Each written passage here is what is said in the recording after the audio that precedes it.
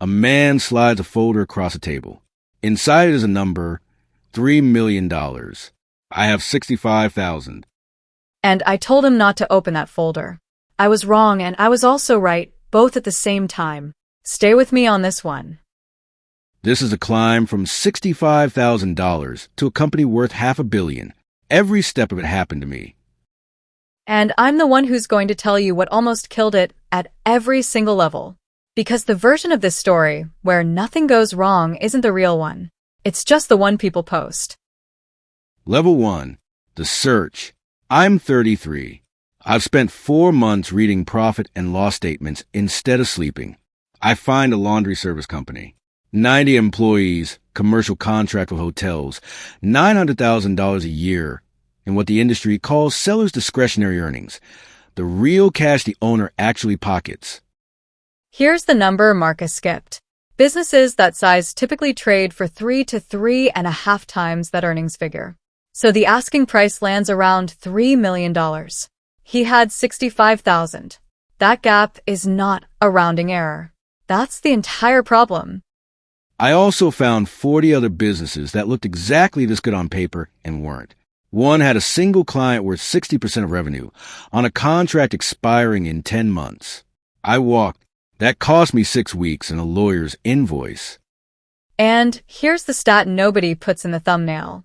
Between 70 and 80% of businesses that go up for sale never actually close.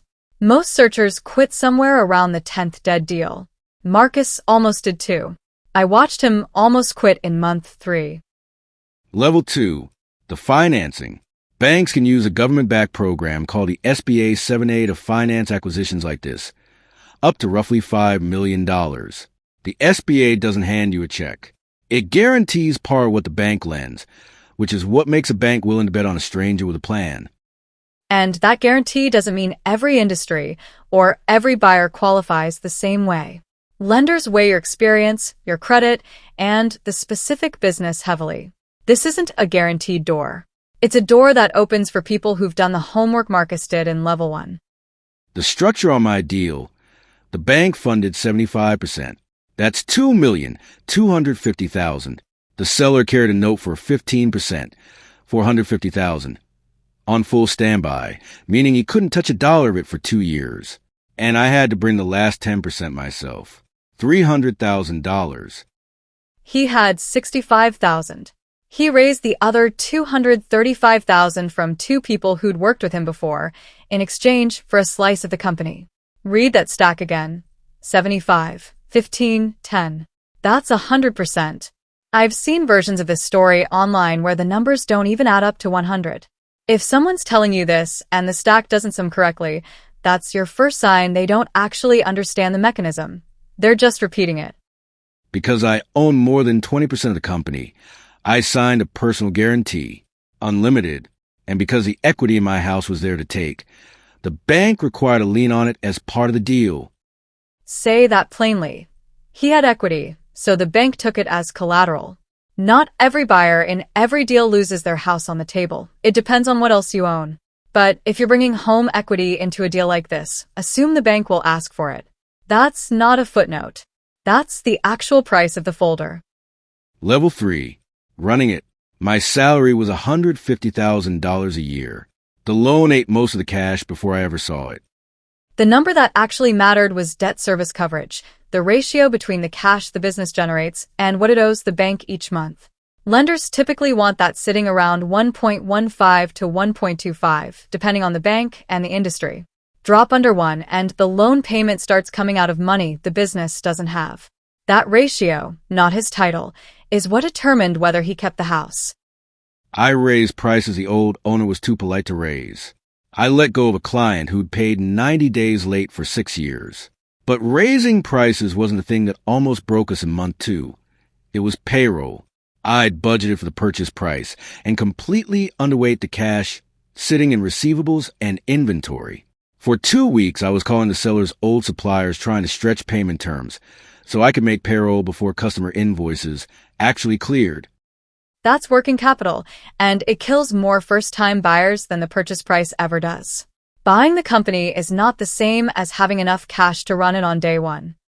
By year 3, after debt and taxes, the business was clearing about $650,000 a year. And that's exactly where most people stop. One paid-down business, a healthy number on a statement. There's nothing wrong with stopping here. Most people should. I didn't stop. Level 4.